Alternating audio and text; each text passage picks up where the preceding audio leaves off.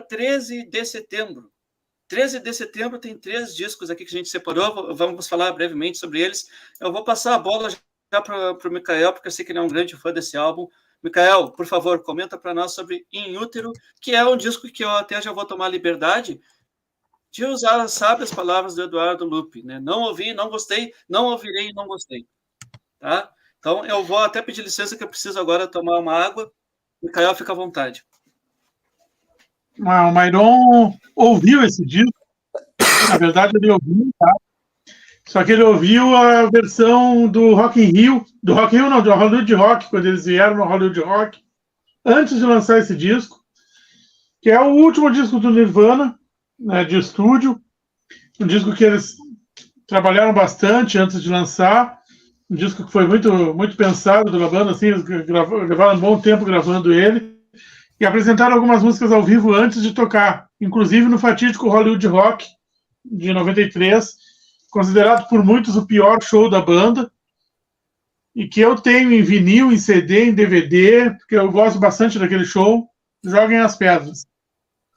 Cara, o In Útero é um disco onde o Nirvana, para mim, voltou a ser o Nirvana, né? Eu não... Confesso que eu conheci a banda, como quase todo mundo, com o que tem Smell Like Teen Spirit, que me faltou o nome agora. Esqueci o nome do disco. Nevermind. Conheci a banda contando com o Nevermind. Depois eu fui pegar o Bleach.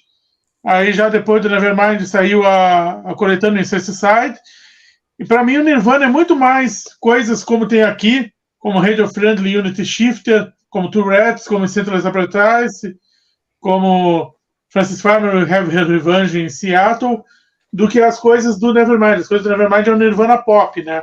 Eu tenho essa edição em vinil, nacional da época, e eu tenho essa edição em CD duplo, foi lançado um tempo atrás, que o segundo disco tem coisas de demo, coisas ao vivo, lados B de single, né? Eu tenho, não peguei, acho que eu não separei. Não, separei sim. Eu tenho, daquela caixa que saiu com 5 ou 6 CDs de singles, eu tenho 2 singles, eu tenho esse aqui que é do Heart Shaped Box, e tem esse aqui que é do Apologies, né? Eles têm músicas inéditas, que essas músicas inéditas depois vieram aparecer nessa edição aqui. Existe uma edição em vinil duplo com 2 mixagens, porque a primeira mixagem desse disco aqui a gravadora não gostou e contratou o Scott Litt, que ficou famoso por trabalhar no Out of Time do R.E.M., para remixar algumas faixas. Aí saiu algumas faixas mixadas pelo Jack Endino, outras pelo Scott Litt e outras por outras pessoas. Tem várias versões desse álbum aqui. E existe uma versão em CD duplo com 2 mixagens, em vinil duplo, desculpa, com 2 mixagens diferentes. Existe um box que lançaram agora há pouco, comemorando, acho que foi 30 anos, né, do In Útero, que tem várias coisas, eu não cheguei a pegar. E para quem quiser se aprofundar mais na história do disco, existe um livrinho da série O Livro do Disco, dedicado a ele, que mostra todo o processo pré-gravação e pós-gravação, o que veio os shows, a turnê, tal, quando eles incorporaram o Pat Smear. E falando da turnê, é uma turnê que tem vários bootleg por aí. Eu não vou mostrar meus bootleg agora porque alguns não são, não são lançados e tal. Mas ele rendeu o que eu chamaria de o disco oficial da turnê, que é o Live and Loud. Saiu em DVD também. É um show que eles fizeram para a MTV. Né? Esse aqui saiu em vinil depois. Até onde eu sei, não tem versão dele em CD. E o In Útero é um disco que eu gosto bastante, gente. É um disco que os fãs do Nirvana talvez achem muito barulhento, talvez achem muito... umas músicas meio sem pé nem cabeça ali, tipo Tourette's, tipo Milk It. Mas, na minha visão, o Nirvana é muito mais isso do que as coisas do Nevermind. Joguem as pedras novamente. André, algo a falar? O que eu posso falar sobre o In Útero é que eu tenho que admirar o Kurt Cobain ali por fazer uma música com o tema da vagina da própria esposa, né, cara? Tem que Você tem que admirar um cara desse, né? Ter com a coragem de colocar uma música com isso, né? Claro, colocar todas as poéticas ali pra disfarçar o negócio. Então, cara. Pra quem não sabe do que o André tá falando, só te interrompendo, André. Moist Vagina, né? Que tá nesse símbolo do Apollo diz, Moist Vagina. Isso aí é incrível. Porque a singela letra diz que ela tem a vagina mais úmida. E formato e coração ainda. Como é que pode?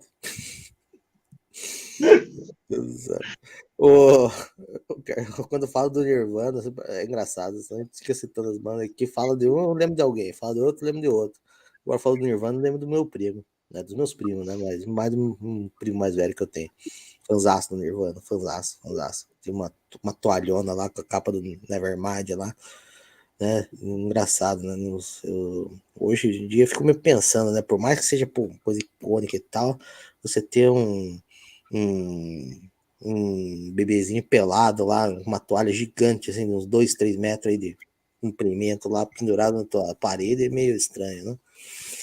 Mas me lembra muito meu primo e o quão fanático ele era, né? E na época, assim, era criancinha, né? Na época que surgiu, assim, quando, né, o Kurt se suicidou ali e tudo, eles se abalaram bastante ali, né? Principalmente meu primo mais velho, que na época devia ter uns 16 anos, mais ou menos. E sobre esse disco ali interessante, né? Que ele é bem diferente, assim, do Nevermind na questão, assim, da pegada das músicas, né? Uma pegada bem mais agressiva, mais punk, mais, né? Aquela coisa, assim, bem, sei lá, anarquista, eu podia dizer. Uma coisa, assim, bem diferente, assim, do Nevermind, que tem querendo ou não, um jeitinho, assim, mais mainstream, mais pop, mais, né? Mais palatável ao ouvido médio, né? E você pegar aí e vem logo uma vamos dizer assim, uma podreira, né? Do nível ali do Inútero. Então, me agrada. Um disco assim que eu acho interessante, eu gosto também. E acho assim que, no caso, é uma pena que eu fico pensando no que poderia ser, né, da banda no passar dos anos. Porque, falando bem em sinceridade, assim, poxa vida, como seria bom se não existisse Foo Fighters? Vocês não pensam nisso? Uma das tristezas que eu tenho em relação ao Nirvana é que o mais perto que eu já cheguei de ver a banda tocar ao vivo foi num show do Foo Fighters. Eu vi o Pat Smear na guitarra e o Dave Grohl na bateria tocando o cover do Queen. Foi o mais perto que eu cheguei de ver o Nirvana ao vivo. E você falou de não ser um disco tão pop quanto o Nevermind. Eu lembro que na época esse disco chocou muita gente que gostava do Nirvana e que estava esperando o Nevermind parte 2, e eles vieram com uma coisa completamente diferente do Nevermind, mas para mim bastante como se fosse uma sequência do Bleach, que é o álbum de estreia. Né? Aquela coisa esporrenta, aquelas guitarras no talo, feedback, barulho. Eu curto bastante toda a carreira do Nirvana, mas esse disco especial.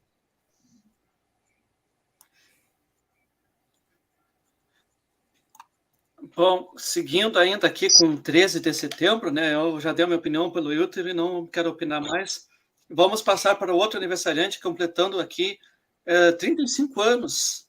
Um dos grandes clássicos da carreira do King Diamond, Damn. É um disco que eu particularmente, assim, eu não lembro dele, eu já ouvi, obviamente, mas não lembro dele, mas eu tenho muita admiração pelo King Diamond, principalmente por conta das histórias que ele cria ao longo dos seus álbuns. Eu desconheço a discografia, assim, se perguntar qual disco não sei. Tem uma mera lembrança do Mercyful Fate ali, com alguns discos ali, como Melissa e o Don't Brave the Wolf, né? Mas o Michael é um grande fã do dinamarquês aí, então, Michael, faça as honras das casas novamente, por favor. O Rei Diamante, eu fiz a discografia comentada da carreira dele e da carreira do Mercyful Fate no site, quem quiser acessar depois. Them. Eu tenho essa edição da Roadrunner, que junta ele com o Conspiracy. São dois CDs, um CD duplo. E por que esses dois CDs estão juntos? Bom, primeiro porque eles foram lançados um após o outro, né? O Them, já que o André tá falando que a gente tem que falar certo, né? O Them veio primeiro. Tem que falar errado mesmo. Não, pelo contrário, tem que falar errado mesmo. Mas é que eu sou professor de inglês, eu tenho que, né, fazer. Tipo, não pode ser Casa de Ferreira Espeto e Pau, entende? Mas vocês podem. Vocês não tem problema. Não, mas eu fiz quase toda a faculdade de inglês, cara. Então eu quase me formei também professor de inglês. Então eu tenho que ir nessa mesma linha. Nossa. Mas eu tenho essa edição com os dois CDs, e como eu estava falando, por que são os dois CDs juntos? Primeiro porque foi lançado primeiro o Them e depois o Conspiracy, mas porque são a mesma história. O Conspiracy é a continuação da história do Them, porque, para quem não sabe, os discos do King Diamond são conceituais, eles contam historinhas de terror.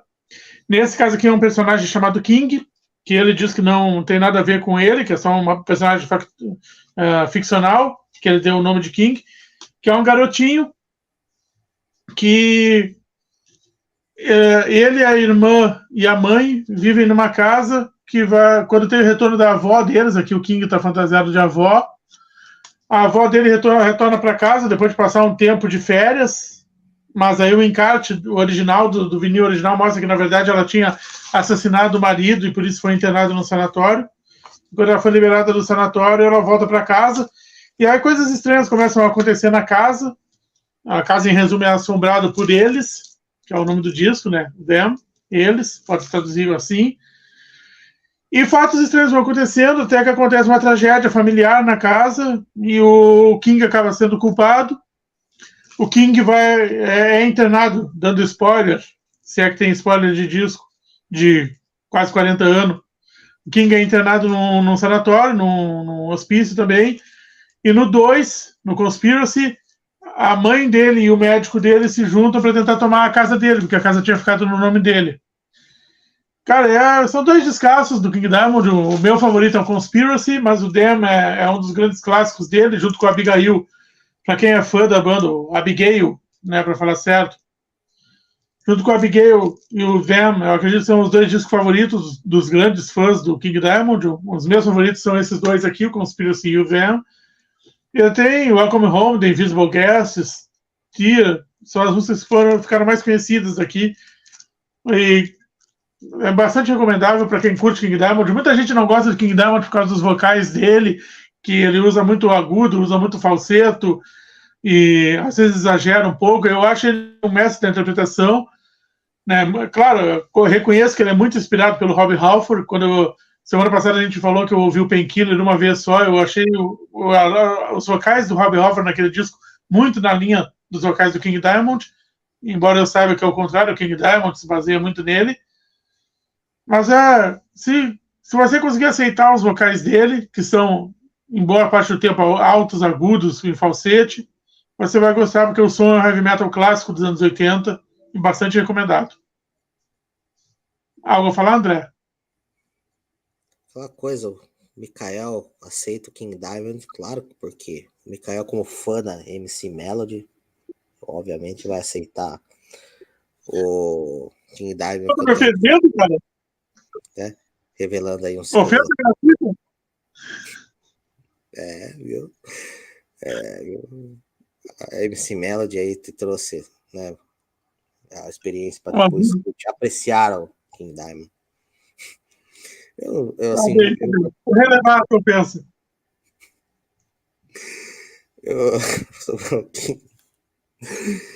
Sobre o King Diamond, bem, eu assim, não sou assim tão fã, né? Conheço coisinhas ali, gosto principalmente dos instrumentais, tanto Merciful Fate quanto King Diamond. Eu até gosto um pouco mais dos discos do King Diamond do que do Merciful Fate, mas assim, também não sou assim muito experiente ali em relação a eles ali, os falsetes ali do King Diamond. Não me incomoda, eu até gosto, acho legalzinho, bacana e tal, mas depois não. É um disco ali. Eu posso ouvir um disco no dia ali. Depois eu preciso de uns 2 dias ali para ouvir um outro de novo, né? E mais ou menos nessa linha ali. Conheço pouca coisa. Gosto, acho legal, acho respeitoso. Quando eu era mais novinho, assim, tinha medo, porque é satânico, esse homem é satânico, é do caramunhão. Né? Não é exatamente isso, né? Quando a gente vai ouvindo depois, mas, né? Era mais ou menos essas as impressões minhas ali a respeito do King Diamond. Uma discografia também bacana, interessante. Legal. Então, para encerrar, 13 de setembro, brevemente, aqui é um álbum que está na lista muito mais por sua história, né? One More From The Road, o último disco do Lynyrd Skynyrd antes da tragédia de que ocorreu com eles em 77, que é ali o Lynyrd Skynyrd como epiteto e trazendo aqui a melhor versão de Freebird que eu já ouvi na história. Né? Freebird, que é uma grande música, eu já tenho sempre encerrado os shows do Lynyrd Skynyrd, mas aqui, nesse disco aqui, é incrível, né?